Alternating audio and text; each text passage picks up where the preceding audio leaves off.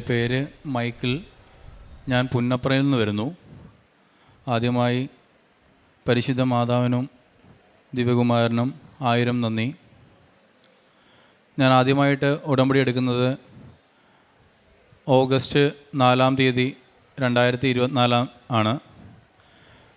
ഞാൻ അതിനു മുമ്പ് എനിക്ക് കുട്ടികളില്ലാതിരുന്നൊരു സമയത്ത് ഞാൻ പല സ്ഥലത്തും പോയി പ്രാർത്ഥിക്കുകയും എത്രയൊക്കെ ശ്രമിച്ചിട്ടും എല്ലാവരും എൻ്റെ അടുത്ത് പറഞ്ഞു, കൃപാസനം പള്ളിയിലേക്ക് പോകണം, അവിടെ ചെന്ന് പ്രാർത്ഥിച്ചാലേ നിൻ്റെ കാര്യങ്ങൾ നടക്കും എന്ന് പറഞ്ഞിട്ട് ഞാൻ കഴിയുന്നത് അതിനകത്ത് ഉഴപ്പി. കാര്യം എല്ലാവരും ഈ കളിയാക്കുകയും കാര്യങ്ങളും ചെയ്യുന്നത് കൊണ്ട് ഞാനത് ഒരിക്കലും ഇങ്ങോട്ട് വരരുത് എന്ന് പറയുന്നൊരു സാഹചര്യത്തിലാണ് ഞാൻ നിന്നത്. അങ്ങനെ എനിക്ക് വരേണ്ടി വന്നില്ല. കുട്ടികളായി, കുഞ്ഞിൻ്റെ കാര്യമായി, ഭാര്യ ഗർഭിണിയായി. അപ്പോൾ ഞാൻ വിചാരിച്ചു, ഞാനത് പോകാതെ എനിക്ക് അങ്ങനെ ഒരു കാര്യം എൻ്റെ ജീവിതത്തിൽ ഇനി ഒരിക്കലും പോകേണ്ടി വരത്തില്ല. ഞാൻ ഒരു കാര്യം എൻ്റെ ഒരു പ്രധാനപ്പെട്ട കാര്യമാണ്, ഞാനത് സ്കിപ്പ് അടിക്കേണ്ടി വരുമല്ലോ എന്ന് പറയുന്നൊരു സിറ്റുവേഷനിൽ ഞാൻ മനസ്സിലങ്ങ് ചിന്തിച്ചു, എനിക്ക് ഇനിയിപ്പം ഇവിടെ ഒരിക്കലും വരേണ്ടി വരില്ല എന്ന് ഞാൻ ചിന്തിച്ചു. പക്ഷേ അവിചാരിതമായിട്ട് എൻ്റെ അമ്മയ്ക്ക് ഒരു അസുഖം വരികയും അതിനോടനുബന്ധിച്ച് അമ്മയുടെ കൂടെ ബൈസ്റ്റാൻഡറായിട്ട് ആണ് എൻ്റെ വൈഫ് നിന്നത്. അതിനുശേഷം എൻ്റെ അനുജൻ്റെ കുട്ടിക്ക് H1N1 എന്ന് പറഞ്ഞൊരു അസുഖം സ്ഥിരീകരിക്കുകയും ചെയ്തു. അപ്പോൾ അമ്മയുടെ കൂടെ ഞാൻ നിന്ന സമയത്ത് എൻ്റെ വൈഫ് പ്രഗ്നൻ്റ് ആയിരുന്നു. അനിയൻ്റെ കുട്ടിയും അനിയത്തിയൊക്കെ ആയിട്ടാണ് അവർ നിന്നത്. ആ സമയത്ത് എൻ്റെ വൈഫിന് H1N1 പിടിപെട്ടു. ഭയങ്കര വളരെ ഒരു സിറ്റുവേഷനാണ്. നമ്മളപ്പോഴും അത്ര സീരിയസ് ആയിട്ട് എടുക്കുന്നില്ല. H1N1 പനി വന്നു, H1N1 ആണ്, പോകും എന്നുള്ള രീതിയിൽ നമ്മൾ നിന്നു. പക്ഷേ ഇത് ഏറ്റവും കൂടുതൽ എഫക്റ്റ് ചെയ്യുന്നത് പ്രായമായവരും കുട്ടികളിലും, പിന്നെ ഏറ്റവും കൂടുതൽ പ്രശ്നം ഉണ്ടാക്കുന്നത് ഗർഭിണികളിലാണ്. ഒരു 3 വർഷത്തിന് ശേഷം ഒരു കുട്ടി ഉണ്ടാകുന്നൊരു സമയത്ത് എനിക്ക് എൻ്റെ വൈഫിനോട് നിൽക്കാൻ പറ്റുന്നില്ല. വൈഫിന് H1N1 പിടിപെടുകയും ചെയ്തു. ആദ്യം വൈഫിനെയും കൊണ്ട് ഞാൻ തന്നെ ഒരു പ്രൈവറ്റ് ഹോസ്പിറ്റലിലാണ് പോയത്. സർക്കാർ ഹോസ്പിറ്റലിൽ ഓൾറെഡി അമ്മ ഹോസ്പിറ്റലിൽ അഡ്മിറ്റാണ്. രണ്ടുപേരുടെ മാനേജ് ചെയ്യാൻ പറ്റാത്ത അനിയൻ അമ്മയുടെ അടുത്ത് നിൽക്കുകയും എൻ്റെ വൈഫിനെയും കൊണ്ട് ഞാൻ ആലപ്പുഴയിലുള്ള ഒരു ഹോസ്പിറ്റലിൽ പോയി. അവർ വളരെ സിമ്പിളായിട്ട് എടുത്തു. അവർ കുറേ സാമ്പത്തികപരമായിട്ടുള്ള കാര്യങ്ങൾ നമ്മുടെ അടുത്ത് പൈസ മേടിച്ചെടുക്കുകയും അതിനുശേഷം ടെസ്റ്റുകളും കാര്യങ്ങളും ചെയ്തു. നമ്മൾ കൊടുത്ത റിസൾട്ട് പോസിറ്റീവായി കഴിഞ്ഞപ്പോൾ ഓട്ടോമാറ്റിക്കലി നമ്മൾ അവിടെ നിന്ന് റിജക്റ്റ് ചെയ്തു. അവർ നിർബന്ധിതമായിട്ട് നമുക്ക് ഡിസ്ചാർജ് എന്ന് പറഞ്ഞു വിടുക ചെയ്തത്. ഞാൻ അവിടുന്ന് അത്യാവശ്യമുള്ള ഹോസ്പിറ്റലുകളെല്ലാം വിളിച്ചു. അവരാർക്കും ഐസൊലേഷൻ അവരാരും പ്രൊവൈഡ് ചെയ്യുന്നില്ല. എൻ്റെ വൈഫും ഞാനും മാത്രമാണ്. എൻ്റെ വൈഫിന് ബന്ധുക്കളുള്ളത്, അമ്മ സ്ട്രോക്ക് അടിച്ച് നിൽക്കുകയാണ്, അമ്മയ്ക്ക് വന്ന് നിൽക്കാൻ പറ്റില്ല. എൻ്റെ അമ്മ ഹോസ്പിറ്റലൈസ്ഡാണ്, ഞാനും വൈഫും മാത്രമാണുള്ളത്. വണ്ടാനം മെഡിക്കൽ കോളേജ് ഹോസ്പിറ്റലിലേക്ക് നിർബന്ധിതമായിട്ട് പോകേണ്ട ഒരു സാഹചര്യം വരികയും വൈഫിന് പോയി നിൽക്കാനായിട്ട് ലേഡീസ് കൂടെ വേണം, ആരെയും നിർത്തില്ല. ഗൈനക്കോളജിയിലെ ആളെ എടുക്കില്ല. ഗൈനക്കോളജി ഡിപ്പാർട്ട്മെൻറ്റ് ആളെ ഒരു കാരണവശാലും അറ്റൻഡ് ചെയ്യുന്നില്ല അവിടെ. കാര്യം അവിടെ ഒത്തിരി ഗർഭിണികളുണ്ട്. H1N1 സ്ഥിരീകരിച്ചിരിക്കുന്നതുകൊണ്ട് ഒരു കാരണവശാലും എടുക്കില്ല. നമ്മളെ മെഡിസിൻ ഡിപ്പാർട്ട്മെൻറ്റിലേക്കാണ് പറഞ്ഞു വിട്ടത്. അവിടെ ഒരു റൂമിൽ, ഐസൊലേഷൻ റൂമിൽ ഞാനും വൈഫുമായിട്ട് ഒരു 16 ദിവസത്തോളം ഞങ്ങളവിടെ കിടന്നു. ഒരു മാറ്റവും ഇല്ല. കൂടുതൽ മരുന്നുകളൊന്നും ചെയ്യാൻ പറ്റില്ല. കുഞ്ഞ് വയറ്റിലുണ്ട്. നമ്മൾ വൈഫിന് കൂടുതൽ മരുന്ന് ചെയ്താൽ കുഞ്ഞിനത് ബാധിക്കുമെന്ന് വെച്ചിട്ട് അത്രയും നാളും കൊണ്ടുപോയി. ഒരു 2 മാസത്തോളം ഞങ്ങൾ ഈ പറയുന്ന ഗൈനക്കോളജി ഞങ്ങൾ റിജക്റ്റ് ചെയ്യുകയും ഈ പറയുന്ന മെഡിസിൻ വിഭാഗത്തിൽ ഞങ്ങൾ കുറേ നേരം ഈ പറയുന്ന ഡോക്ടർമാർ ഓരോരോ അഭിപ്രായങ്ങളാണ് മാത്രം പറയുകയാണ്. ആർക്കും പ്രത്യേകിച്ച് കാര്യം അവർ സ്ഥിരം കാണുന്നതാണ്. എന്നെ സംബന്ധിച്ചോളം എനിക്ക് ആദ്യമായിട്ട് കുഞ്ഞുണ്ടാവുകയാണ്. കുറേ നാൾക്ക് ശേഷം ഞങ്ങൾ കഷ്ടപ്പെട്ട് പ്രാർത്ഥിച്ചതിന് ശേഷം മാത്രം ഉണ്ടായ കുഞ്ഞാണ്. ഞാൻ അപ്പോഴും എൻ്റെ അടുത്ത് എൻ്റെ അമ്മയുടെ സഹോദരങ്ങളൊക്കെ പറയുന്നുണ്ട്, നീ കൃപാസനത്തിൽ പോയി ഉടമ്പടി എടുക്കണം, അല്ലാതെ ഇത് നിനക്ക് വേറെ ആരെക്കൊണ്ടും ചെയ്യാൻ പറ്റില്ല എന്ന് പറഞ്ഞു. ഡോക്ടർമാർ ഭയങ്കര ഇതായിട്ട് കൈയൊഴിഞ്ഞു. എനിക്ക് വണ്ടാനം മെഡിക്കൽ കോളേജിൽ ചെന്നിട്ട് ഞങ്ങളെ ഒന്ന് അറ്റൻഡ് ചെയ്യാനോ ഞങ്ങളെ ഒരു അഡ്മിഷൻ തരാനോ പോലും ആരും സമ്മതിക്കുന്നില്ല. ഞാൻ ഒത്തിരി വിഷമത്തോടെ നിന്ന് സംസാരിച്ച് ഒരു ഡോക്ടറെ കണ്ടുപിടിച്ചു. ആ ഡോക്ടറോട് പറഞ്ഞു, എൻ്റെ അവസ്ഥ ഇതാണ്, എനിക്ക് കൂടെ നിൽക്കാനായിട്ട് ആളില്ല, എന്നെ ഒന്ന് സഹായിക്കണമെന്ന് പറഞ്ഞു. ആ ഡോക്ടർ പറഞ്ഞു ഐസൊലേഷൻ അറേഞ്ച് ചെയ്യാമെന്ന് പറഞ്ഞു. അങ്ങനെ വന്നു. വൈഫ് ബ്ലഡാണ് വൊമിറ്റ് ചെയ്തുകൊണ്ടിരിക്കുന്നത്. വൈഫിന് ഒട്ടും ആരോഗ്യമില്ല, ഷുഗർ ഡൗൺ ആയി പോകുന്നു. ആരും ഒരു കൈ സഹായത്തിന് പോലും ആരെയും വിളിക്കാൻ പറ്റില്ല. കാര്യം ഈ ഒരു H1N1 എന്ന് പറയുന്ന അസുഖം വന്നു കഴിഞ്ഞാൽ അത് അടുത്ത ആൾക്ക് പകർന്നാൽ അവർക്ക് ഭയങ്കരമായിട്ടും വിഷയം ഉണ്ടാവും എന്നുള്ളൊരു സിറ്റുവേഷൻ കൂടെ ഉള്ളതുകൊണ്ട് ആരും നമ്മളെ സഹായിക്കാനായിട്ടില്ല. എൻ്റെ അമ്മയുടെ സഹോദരി എൻ്റെ കൂടെ വന്ന് നിൽക്കുകയും എനിക്ക് എൻ്റെ വൈഫിൻ്റെ ബൈസ്റ്റാൻഡറായിട്ട് നിൽക്കുക. അതോടൊപ്പം എൻ്റെ അമ്മയും അഡ്മിറ്റാണ്. ഞാനും അമ്മയുടെ സഹോദരിയും എൻ്റെ സഹോദരനൊക്കെ ആയിട്ട് മാറിയും തിരിഞ്ഞും ഹോസ്പിറ്റലൈസ്ഡായിട്ട് നിൽക്കുന്നതുകൊണ്ട് ഞങ്ങൾ അങ്ങോട്ടും ഇങ്ങോട്ടും ബൈസ്റ്റാൻഡർമാരായിട്ട് മാറി നിൽക്കുന്നൊരു സിറ്റുവേഷനിൽ ഒരു രീതിയിലും ഞങ്ങൾക്ക് ഇനി വൈഫിനെ പോലും രക്ഷപ്പെടുത്താൻ പറ്റില്ല എന്നൊരു സിറ്റുവേഷനിലേക്ക് ഞങ്ങൾക്ക് വന്നു. ആ സമയത്താണ് ഞാനിവിടെ വന്ന് ഓഗസ്റ്റ് 4-ാം തീയതി എനിക്കിനി വേറെ മാർഗ്ഗമില്ല, ഞാനിനി ഇവിടെ വന്നേ പറ്റുള്ളൂ എന്ന് പറഞ്ഞിട്ട് ഞാൻ ഇവിടെ വന്നിട്ട് ഉടമ്പടി എടുത്തിട്ട് ഞാൻ തിരിച്ചു പോകുന്നത്. ഞാൻ ഈ ഉടമ്പടി എടുത്തിട്ട് പിന്നീടുള്ള 3 മാസക്കാലവും ഞാൻ ഹോസ്പിറ്റലിൽ തന്നെ ആയിരുന്നു. ഒരു നീലത്തിരി കത്തിക്കാനോ പച്ചത്തിരി കത്തിക്കാനോ പറ്റില്ല. പക്ഷേ ഞാൻ ഇരുന്ന് ഈ വരാന്തകളിലും നമ്മുടെ ഹോസ്പിറ്റലിൻ്റെ വരാന്തകളിലിരുന്ന് ആണ് ഞാൻ ഇത് ചെയ്യുന്നത്. ഞാൻ ഈ പ്രാർത്ഥന മൊബൈലിൽ യൂട്യൂബിലൂടെ ഞാൻ ഈ പ്രാർത്ഥന കേൾക്കും. ഞാൻ അവിടെ ഇരുന്ന് ഒച്ചത്തിലിരുന്ന് ഞാൻ ഈ പ്രാർത്ഥന ചൊല്ലും. വെളുപ്പിനെയും രാത്രിയും ഞാൻ അവിടെ ഇരുന്ന് വരാന്തയിലിരുന്ന് ചൊല്ലും. അതിനുശേഷം എൻ്റെ വൈഫിന് ഒരു അസുഖം വന്നിട്ട് എനിക്ക് അവളുടെ അടുത്തിരിക്കാൻ പോലും, കാര്യം അവരുടെ അടുത്തേക്ക് എന്നെ കയറ്റി വിടില്ല. എൻ്റെ ആൻറ്റി ഉണ്ട്, ആൻറ്റിക്ക് എൻ്റെ അമ്മയുടെ അടുത്തും പോകണം, വൈഫിൻ്റെ അടുത്തും പോകണം. രണ്ടുപേർക്കും ബൈസ്റ്റാൻഡേഴ്സ് ലേഡീസാണ് വേണ്ടത്. എനിക്ക് പുറത്ത് നിൽക്കാൻ മാത്രമേ പറ്റുള്ളൂ. എന്താണ് അകത്ത് സംഭവിക്കുന്നത് എന്ന് പോലും അറിയാൻ പറ്റാത്തൊരു സിറ്റുവേഷനിൽ ഞാൻ ഈ ഉടമ്പടി എടുത്തതിൻ്റെ കുറച്ച് നാൾ കഴിഞ്ഞ ശേഷം ഈ ഛർദിൽ ഭയങ്കരമായിട്ടും കൂടി ബ്ലഡ് ഛർദ്ദിക്കാൻ തുടങ്ങിയപ്പോൾ എൻ്റെ വൈഫിനെയും കൊണ്ട് മെഡിക്കൽ കോളേജിലെ ഗൈനക്കോളജി ഡിപ്പാർട്ട്മെൻറ്റിൽ ചെന്നു.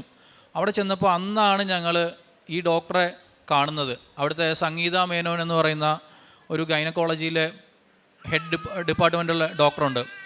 അവർ എൻ്റെ വൈഫിനെ കാണുകയും എന്നോടൊരു കാര്യം പറഞ്ഞു, നീ ഇനി പേടിക്കണ്ട, കുഞ്ഞിനെക്കുറിച്ച് നീ ചിന്തിക്കണ്ട, കാര്യം നിൻ്റെ വൈഫിൻ്റെ ജസ്റ്റ് പല പല അസുഖങ്ങളായിട്ടുണ്ട്, നിനക്ക് കുഞ്ഞിനെ കിട്ടുന്നതിനെക്കുറിച്ച് ചിന്തിക്കണ്ട, നീ ഒരു കൺസെൻറ്റ് ഒപ്പിട്ട് തരിക, നമുക്ക് ആദ്യമായിട്ട് അവളുടെ അസുഖത്തിനായിട്ട് വേണ്ടിയിട്ട് എക്സ്റേ എടുക്കണം, എക്സ്റേ എടുക്കുമ്പോൾ നിൻ്റെ കുഞ്ഞിനെ അത് സാരമായിട്ട് ബാധിക്കും, നീ അതിനെക്കുറിച്ച് ചിന്തിക്കണം, നീ നിൻ്റെ വൈഫിനെ ഇത് ചെയ്യാനായിട്ട് ഇത് ചെയ്യുക. എന്നിട്ട് ആ ഡോക്ടർ കൂടിരുന്ന ഡോക്ടർമാരോട് എല്ലാം ഇങ്ങനെ പറയുന്നുണ്ട്, നിങ്ങളുടെ കയ്യിലൊരു സ്റ്റെത്തില്ലേ, നിങ്ങൾക്ക് ഇതൊന്നും എടുത്ത് ചെസ്റ്റിൽ വെച്ചിട്ട് നോക്കാൻ പാടില്ലേ, അവൾക്ക് എന്താണ് സിറ്റുവേഷൻ എന്ന് പറഞ്ഞിട്ട് അവർ എൻ്റെ മാതാവ് പറഞ്ഞതനുസരിച്ചിട്ട് എൻ്റെ അത്രയും ഒരു സിറ്റുവേഷൻ, എൻ്റെ മാനസികമായിട്ട് ഞാൻ ഒത്തിരി തകർന്ന് സാമ്പത്തികമായിട്ട് ജോലി പോലും നഷ്ടപ്പെടുന്നൊരു സിറ്റുവേഷനിൽ ഞാൻ ജോലിക്ക് പോലും പോകാതെ അത്രയും നാളായിട്ട് എൻ്റെ വൈഫിനോട് നിൽക്കുക.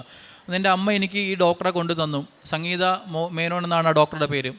ആ ഡോക്ടർ എൻ്റെ വൈഫിനെ ഏറ്റെടുത്തിട്ട് പറഞ്ഞു, നമുക്ക് അവളെ രക്ഷപ്പെടുത്തി എടുക്കാം, ബാക്കി നീ പ്രാർത്ഥിക്കുന്ന ദൈവത്തോട് നീ പറയുക എന്ന് പറഞ്ഞു. അവരെ കാണാൻ പറ്റില്ല, അവരെ പ്രൈവറ്റായിട്ട് കാണാൻ പറ്റില്ല. ട്രിവാൻഡ്രത്താണ് അവരുടെ വീട്. അവർ താമസിക്കുന്നത് എവിടെയോ വണ്ടാനത്ത് എവിടെയോ താമസിക്കുകയാണ്. അവർക്ക് പ്രൈവറ്റായിട്ടുള്ള ഇതില്ല, നമുക്ക് അവരെ കൂടുതലായിട്ടൊന്നും കാണാൻ പറ്റില്ല. എല്ലാം എൻ്റെ അമ്മ ഏറ്റെടുത്തുകൊണ്ട് എൻ്റെ വൈഫിന് വേണ്ടി ഞാൻ ഉടമ്പടി എടുത്ത് കുറച്ച് ദിവസം കഴിഞ്ഞപ്പോൾ മരുന്നുകൾ ചെയ്തു തുടങ്ങി. ഫലത്തിലായി തുടങ്ങി. കുഞ്ഞിനെക്കുറിച്ച് അപ്പോഴും എനിക്കൊരു പ്രതീക്ഷയില്ല. രണ്ടാമത്തെ ഉടമ്പടി പുതുക്കാനായിട്ട് ഞാനിവിടെ വരുന്ന സമയത്ത് എൻ്റെ ഭാര്യ ഒത്തിരി ക്ലേശങ്ങൾ സഹിച്ചിട്ടാണെങ്കിലും ഭക്ഷണങ്ങൾ കഴിച്ചു തുടങ്ങി. അവളുടെ ഛർദിൽ മാറി എന്നല്ല, ബ്ലഡ് ഛർദ്ദിക്കുന്നത് മാറി. അതിനുശേഷം ആദ്യത്തെ ഉടമ്പടി ഞാൻ പുതുക്കി. രണ്ടാമത്തെ ഉടമ്പടി പുതുക്കുന്ന സമയം എന്ന് പറയുന്നത് ഫെബ്രുവരി 4-ാം തീയതി ആണ് ഞാൻ പുതുക്കുന്നത്. അപ്പോൾ വൈഫിന് ഏകദേശം ഡേറ്റ് അടുത്തിരിക്കുകയാണ്. എൻ്റെ വൈഫ് പ്രസവിക്കാനായിട്ട് പോകുമ്പോൾ കൂടെ നിൽക്കാൻ പോലും കുറച്ച് ആളുകൾ മാത്രമേ ഉള്ളൂ. അതൊരു വിരലെണ്ണാവുന്ന ആൾക്കാർ മാത്രമേ ഉള്ളൂ. കാര്യം എൻ്റെ അമ്മയ്ക്ക് വയ്യ, അവളുടെ അമ്മയ്ക്ക് വയ്യ. എൻ്റെ അമ്മയുടെ അനുജത്തിയാണ് ഏറ്റവും കൂടുതൽ എൻ്റെ കൂടെ നിൽക്കുകയും എൻ്റെ ഒരു അമ്മച്ചി, ആ ഒരു കസിൻ, ഒരു അമ്മച്ചി ഉണ്ടായിരുന്നു. ഇവരാണ് മാറിയും തിരിഞ്ഞും എൻ്റെ സഹോദരിയും എല്ലാം കൂടെ വന്നെന്ന് എൻ്റെ കാര്യങ്ങളെല്ലാം സഹായത്തിനായിട്ട് നിന്ന്.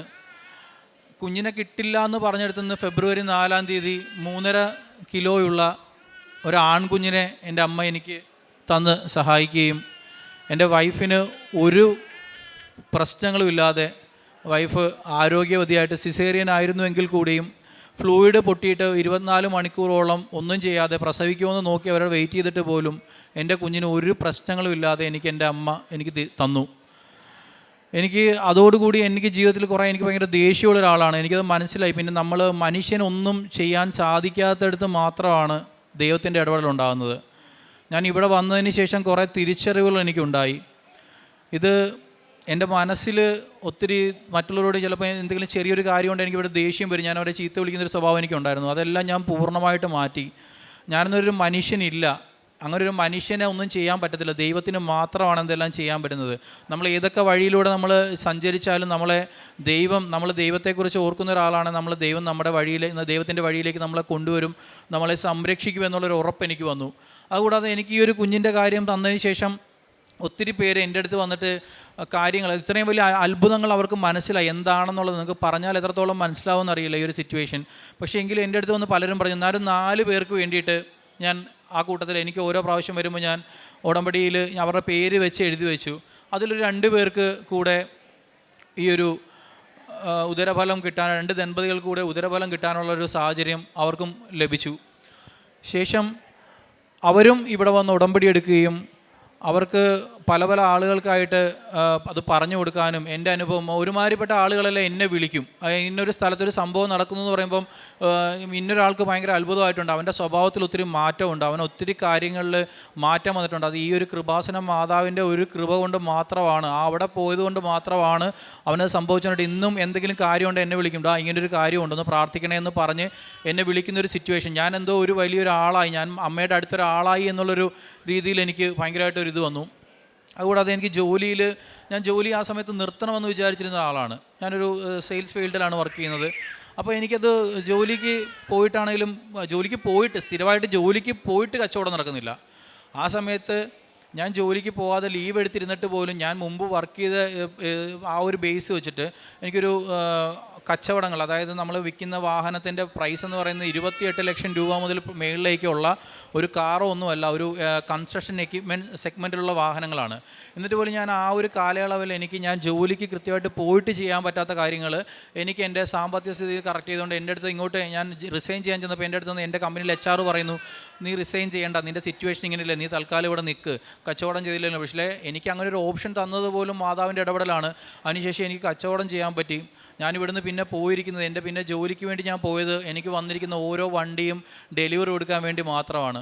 അത് 28 ലക്ഷം രൂപ, 50 ലക്ഷം രൂപ. അത് കമ്പനിക്ക് പോലും ആ സമയത്ത് അവിടെ വലിയൊരു കച്ചവടം ഇല്ലായിരുന്നൊരു സമയമാണ്. എൻ്റെ ആവശ്യം, എനിക്ക് ആ പണം ആവശ്യമാണെന്ന് മാതാവിന് തോന്നി. മാതാവ് എന്നെ സഹായിച്ച് എൻ്റെ കമ്പനിക്ക് ഒരു സഹായം എന്നുള്ള രീതിയിൽ എനിക്കവിടെ കച്ചവടം ഉണ്ടായി. എൻ്റെ വീട്ടിലെ കാര്യങ്ങൾ, സാമ്പത്തിക ഇടപാടുകൾ നടക്കാനുള്ളൊരു കാര്യം ഉണ്ടായി. അതുകൂടാതെ എൻ്റെ സഹോദരങ്ങൾ എന്നെ ഒത്തിരി ആ സമയത്ത് എന്നോട്, ഞാൻ സംസാരിക്കാതിരുന്നവർ പോലും എന്നെ ഇങ്ങോട്ട് വിളിക്കുകയും, നിൻ്റെ ആവശ്യം ഞങ്ങൾ അറിഞ്ഞു, നീ ഒന്നും വിചാരിക്കേണ്ട, നീ നിൻ്റെ അക്കൗണ്ട് നമ്പർ ഇട്ടതാ, നിനക്ക് എന്താണ് ആവശ്യമുള്ളതെന്നും പറഞ്ഞ് എന്നെ ഒത്തിരി സപ്പോർട്ട് ചെയ്യാനും ഏത് രീതിയിലും എനിക്കൊരു സപ്പോർട്ടായിട്ട് അവർ വന്നു. അതിനുശേഷം ഞാൻ ഈ അനുഗ്രഹങ്ങളെല്ലാത്തിനും ഒടുതായിട്ട് ഞാൻ കഴിഞ്ഞ പ്രാവശ്യം പുതുക്കാൻ വന്നപ്പോൾ എൻ്റെ അടുത്ത് പറഞ്ഞു, ഞാൻ വാടകയ്ക്കാണ് താമസിക്കുന്നത്. അപ്പോൾ എൻ്റെ അടുത്ത് ഇവിടുന്ന് പറഞ്ഞു, നിങ്ങൾക്ക് ഇത്രയും അനുഭവങ്ങളുള്ളതല്ലേ, നിങ്ങൾക്ക് സാക്ഷ്യം പറയാൻ പാടില്ലെന്ന് ചോദിച്ചു. ഞാൻ പറഞ്ഞു, സാക്ഷ്യം പറയാനായിട്ട് എനിക്ക് ഒരു ആവശ്യം കൂടെ ഉണ്ട്, അതൊരു സ്ഥലത്തിൻ്റെ ആവശ്യമാണ്. സ്ഥലം എടുക്കാനായിട്ട് എനിക്ക് ഒത്തിരി 10-18 ലക്ഷം രൂപ എനിക്ക് കടമുണ്ട്.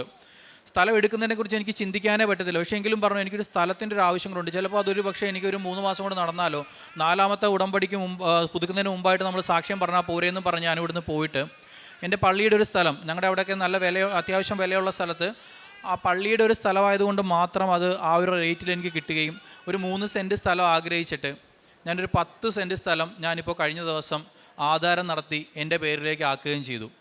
ഇതിൻ്റെ എല്ലാത്തിൻ്റെയും ഒരു കാര്യമെന്ന് പറയുന്നത് നമ്മളുടെ ഒരു കഴിവോ കാര്യങ്ങളോ ഒന്നുമല്ല.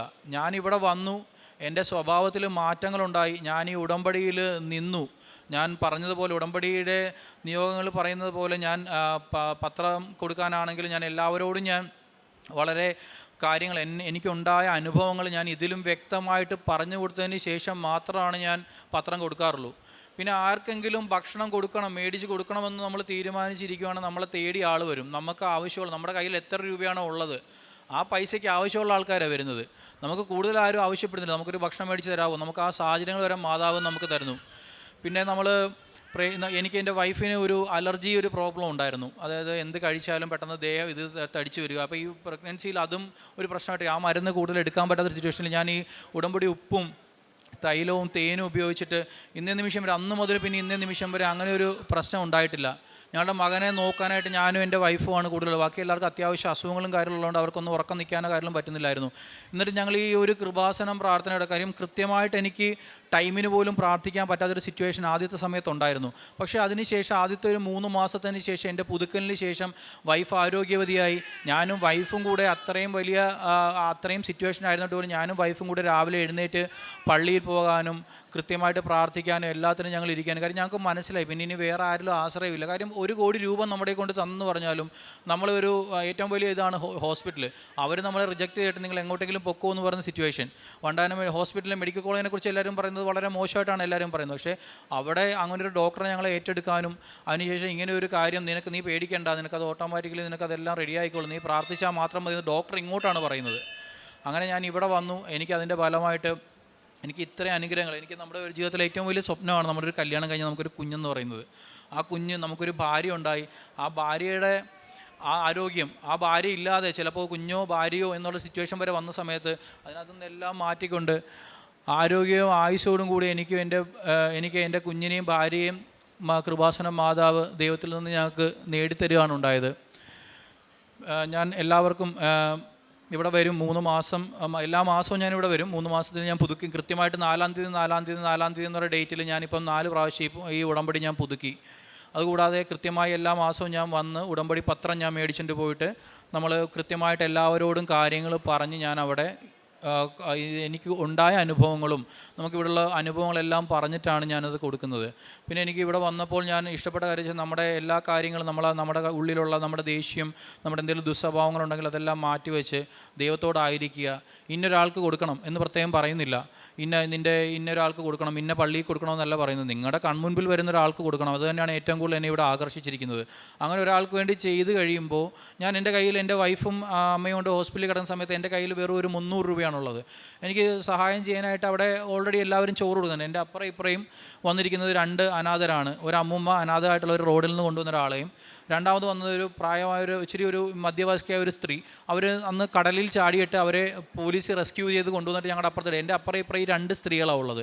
എനിക്ക് ആ സമയത്ത് ഒരു കാരണവശാലും പുറത്തോട്ടിറങ്ങി എൻ്റെ പൈസ ഇല്ല. ഞാൻ ഈ 300 രൂപ എടുത്തിട്ട് അവർക്ക് 2 പേർക്കും ഓരോ പാത്രം മേടിച്ച് കൊടുത്തു, അവർക്ക് 2 പേർക്കും ഭക്ഷണം മേടിച്ച് കൊടുത്തു, അവർക്ക് 2 പേർക്കും ഓരോ ഗ്ലാസും സ്പൂണും മേടിച്ച് കൊടുത്തു. ഞാൻ പറഞ്ഞു, ഞാനിനി എപ്പോഴും എനിക്കിവിടെ നിൽക്കാൻ പറ്റില്ല, എൻ്റെ ആൻറ്റി ആയിരിക്കും വരുന്നത്, നിങ്ങൾക്ക് എന്തെങ്കിലും കാര്യം ഉണ്ടെങ്കിൽ ഇനി ഈ പാത്രം കയ്യിൽ വെക്കുക, ആരെങ്കിലും നിങ്ങൾക്ക് ഭക്ഷണം മേടിക്കുന്നത് ഷെയർ ചെയ്ത് തരുമെന്ന് പറഞ്ഞു.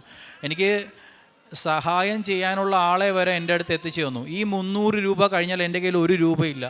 അപ്പോഴാണ് എൻ്റെ സഹോദരങ്ങൾ എന്നെ വിളിക്കുന്നത്, എടാ നിനക്ക് എന്താണ് പ്രശ്നം, നീ എന്തുകൊണ്ടാണ് ഞങ്ങളോട് പറയാത്തത് എന്ന് പറഞ്ഞിട്ട് എനിക്ക് നീ പറഞ്ഞ അക്കൗണ്ട് നമ്പർ ഞാൻ ഇപ്പോൾ കൊടുക്കുന്നില്ല. അപ്പോൾ അവരെൻ്റെ ഗൂഗിൾ പേ നമ്പർ എൻ്റെ ഫോൺ നമ്പർ ആണെന്ന് അവർക്ക് അറിയാവുന്നതുകൊണ്ട് അവരെനിക്ക് പൈസ ഇട്ട്, ഞാൻ പ്രതീക്ഷിക്കുന്നതിനെക്കാട്ടി കൂടുതൽ നമ്മളൊരു 10,000-5,000 രൂപ പ്രതീക്ഷിച്ചപ്പോൾ ആ ഒരു സമയത്ത് എനിക്കൊരു 70,000 രൂപ അക്കൗണ്ടിൽ വന്നു.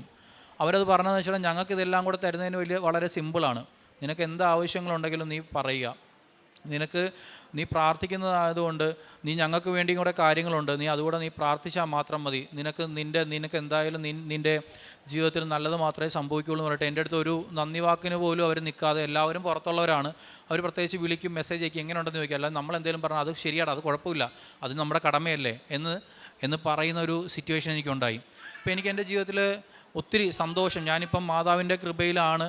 എൻ്റെ ഭാര്യയും എൻ്റെ മകനും എൻ്റെ കുടുംബാംഗങ്ങളും എൻ്റെ സഹോദരങ്ങളും എല്ലാവരും മാതാവിൻ്റെ ഇതിലാണ്. എല്ലാവരും എന്നോട് ഇവിടെ വരുന്ന ഒത്തിരി ആളുകൾ എനിക്ക് ശേഷം, ഞാൻ വന്നതിന് ശേഷം ഇവിടെ വരാനും ഒത്തിരി കാര്യങ്ങൾക്ക് എന്നോട് സഹായം ഇവിടത്തേക്ക് വേണ്ടിയിട്ട് പ്രാർത്ഥിക്കുമ്പോൾ അവരുടെ കൂടെ കാര്യം പറയണമെന്ന് പ്രാർത്ഥിക്കുന്ന ഒരു സിറ്റുവേഷൻ ഉണ്ടായിട്ടുണ്ട്. എന്തായാലും എനിക്ക് ഈ അനുഗ്രഹങ്ങൾ തന്ന മാതാവിനും ഈശോയ്ക്കും 1000 നന്ദി. സെഫാനിയയുടെ പുസ്തകം 3-ാം അധ്യായം 9-ാം തിരുവചനം. കർത്താവിൻ്റെ നാമം ജനതകൾ വിളിച്ചപേക്ഷിക്കാനും ഏകമനസ്സോട് അവിടത്തേക്ക് ശുശ്രൂഷ ചെയ്യാനും വേണ്ടി അന്ന് ഞാൻ അവരുടെ അധരങ്ങൾ ശുദ്ധീകരിക്കും. യേശുവിൽ പ്രിയമുള്ളവരെ, പരിശുദ്ധ അമ്മ വഴി ഈ മൈക്കിൾ എന്ന സഹോദരനെ കൊടുത്ത അനുഗ്രഹങ്ങളുടെ സാക്ഷ്യമാണ് ഇവിടെ ആൾത്താരയിൽ ഇദ്ദേഹം ഇപ്പോൾ പറഞ്ഞത്. ഈ ഉടമ്പടി എന്താണെന്നും ഉടമ്പടിയെക്കുറിച്ചും നമ്മൾ അറിഞ്ഞും കേട്ടും പറഞ്ഞും ഇപ്പോൾ ഇവിടെ കടന്നു വരുന്നത് ലക്ഷക്കണക്കിന് ജനങ്ങളാണ്. അതാരു വഴിയാണെന്ന് വെച്ചാൽ നമ്മുടെ ബഹുമാനപ്പെട്ട BP ജോസഫ് അച്ഛൻ ഒത്തിരി ത്യാഗം ചെയ്തു, ഒത്തിരി ഉപവസിച്ചും ഒത്തിരി ജപമാല ചൊല്ലിയും ഒത്തിരി ബലികൾ അർപ്പിച്ചും മാറ്റം സംഭവിച്ച അച്ഛനെ. അങ്ങനെ പുതിയ വ്യക്തികളായി മറ്റുള്ളവരെ സഹായിച്ചു. മൈക്കിൾ പറഞ്ഞതുപോലെ അച്ഛൻ മറ്റുള്ളവർക്ക് വേണ്ടിയായിരുന്നു ഇത്രയും പ്രായം വരെ അച്ഛൻ ചെയ്തിട്ടുള്ള കാര്യങ്ങൾ. ആ ത്യാഗത്തിലൂടെയാണ് പരിശുദ്ധ അമ്മ അച്ഛൻ്റെ അടുത്ത് വന്നത്, അച്ഛനോട് സംസാരിച്ചത്. ഇവിടെ മൈക്കിൾ അഗസ്റ്റിൻ്റെ സാക്ഷ്യം, അദ്ദേഹം ചെയ്ത കാര്യങ്ങളാണിപ്പോൾ പറഞ്ഞത്. അദ്ദേഹം പരിസരം നോക്കിയില്ല, ഹോസ്പിറ്റലിൽ നിന്നുകൊണ്ട് ആരെയും നോക്കാതെ അദ്ദേഹം ചെയ്തത് തിരി കത്തിച്ച് വെച്ചു. പച്ചയും നീലയും തിരി വീട്ടിൽ കത്തിക്കാൻ സമയം കിട്ടില്ല, സാഹചര്യമില്ല, ആരും സഹായിക്കാനില്ല. ആ സമയത്ത് അദ്ദേഹം ഹോസ്പിറ്റലിലിരുന്ന് അദ്ദേഹം പറയേണ്ടായി ഒച്ചത്തിൽ പ്രാർത്ഥിച്ചു. പ്രതിഷീകരണ പ്രാർത്ഥനയും ജപമാലയും എല്ലാം ഒച്ചത്തിൽ ചൊല്ലി ദൈവത്തെ മഹത്വപ്പെടുത്തിയപ്പോൾ അദ്ദേഹത്തിൻ്റെ പ്രാർത്ഥന പരിശുദ്ധ അമ്മ വിട്ടുകളഞ്ഞില്ല. പരിശുദ്ധമ്മ തൻ്റെ പുത്രനോട് നിരന്തരം പറഞ്ഞുകൊണ്ടിരുന്നു. അദ്ദേഹത്തിൻ്റെ സാഹചര്യം, വേദനകൾ, ആരും സഹായിക്കാനില്ലാത്ത അവസ്ഥ. ഈ അവസ്ഥയിലെല്ലാം പരിശുദ്ധമ്മ താങ്ങായി നിന്നു, തണലായി നിന്നു. അദ്ദേഹത്തെ സന്തോഷിപ്പിക്കാൻ ഒരവസരം കാത്തിരുന്നു. അദ്ദേഹത്തിൻ്റെ ഭാര്യയെ നോക്കാൻ ആരുമില്ല. ഈ സാഹചര്യത്തിലെല്ലാം അദ്ദേഹത്തിനെ ശക്തിപ്പെടുത്തിയത് പരിശുദ്ധ അമ്മയാണെന്ന് നമ്മളോട് പറഞ്ഞു തന്നു. ഇനി അദ്ദേഹത്തിൻ്റെ ജീവിതകാലം മുഴുവനും അമ്മയെ വിട്ടുള്ളൊരു ജീവിതമില്ലെന്നാണ് അദ്ദേഹം പറയുന്നത്. 3 സെൻറ്റ് സ്ഥലം ചോദിച്ചാൽ 10 സെൻറ്റ് സ്ഥലം കൊടുക്കുന്ന മാതാവ്, പൂ ചോദിച്ചാൽ പൂന്തോട്ടം കൊടുക്കുന്ന മാതാവ്. അതാണ് ഇദ്ദേഹത്തിന് ഇവിടെ കിട്ടിയത്. സാമ്പത്തികമില്ലാത്ത മേഖലകളിൽ, ജോലിക്ക് പോകാൻ പറ്റാത്ത മേഖലകളിലെല്ലാം സാമ്പത്തികം കൊടുത്തുകൊണ്ടിരിക്കുന്ന ജനങ്ങൾ. എന്തുകൊണ്ടാണ്? അദ്ദേഹത്തിനെ മാതാവിനെ വിട്ടുള്ള ഒരു കളിയുമില്ലെന്ന് പരിശുദ്ധമ്മയ്ക്ക് മനസ്സിലായി. അമ്മയെ വിട്ട് ഇതെന്തിനാണെന്ന് വെച്ചാൽ ദൈവത്തെ മഹത്വപ്പെടുത്തുവാൻ, പ്രതിഷീകരണത്തിൻ്റെ സാക്ഷിയായി മാറാൻ അദ്ദേഹം ചെയ്ത ത്യാഗമാണ് ഇപ്പോൾ ഈ കുഞ്ഞിനെയുമായിട്ട് ഈ അൾത്താരയിൽ വന്ന് അമ്മയുടെ സാക്ഷ്യം പറയാൻ സാധിച്ചത്. ഇത് ഈശോയെ മഹത്വപ്പെടുത്തുന്നതാണ്. ഇങ്ങനെ കിട്ടിയ ഈ വലിയ കൃപയ്ക്ക് എത്ര നന്ദി പറഞ്ഞാലും പോരാ, അദ്ദേഹത്തിനും നന്ദി പറഞ്ഞിട്ടും പോരാ. പരിശുദ്ധമ്മ കൊടുത്ത ഈ വലിയ കൃപയ്ക്ക് ഈശോയ്ക്ക് നമ്മൾക്ക് കരങ്ങളടിച്ച് നന്ദി പറയാം. അത്യപൂർവ ദൈവാനുഭവങ്ങൾ ഇനി നിങ്ങൾക്കും സ്വന്തം. ഈ യൂട്യൂബ് ചാനൽ ഇതുവരെ സബ്സ്ക്രൈബ് ചെയ്തിട്ടില്ലെങ്കിൽ ഇപ്പോൾ തന്നെ സബ്സ്ക്രൈബ് ചെയ്യുക. ഈ വീഡിയോ ഇപ്പോൾ തന്നെ നിങ്ങളുടെ സുഹൃത്തുക്കൾക്ക് ഷെയർ ചെയ്തുകൊണ്ട് കർത്താവിൻ്റെ പ്രേക്ഷിതരാകുക.